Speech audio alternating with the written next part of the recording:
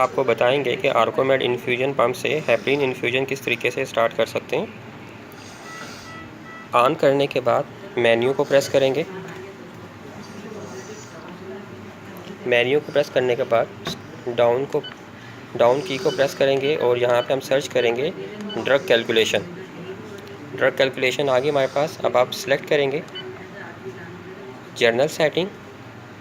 मैं scroll down करूँगा, downward हम लोग आएंगे क्रिटिकल केयर सेटिंग में।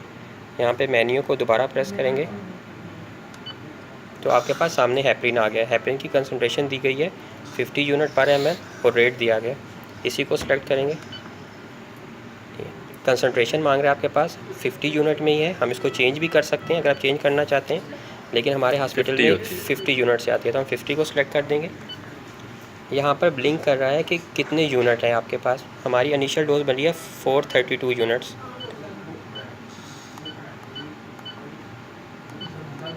यहाँ पर हमने यूनिट 432 सेट किए तो इसने यहाँ पे वॉल्यूम ml खुद कैलकुलेट कर दिया।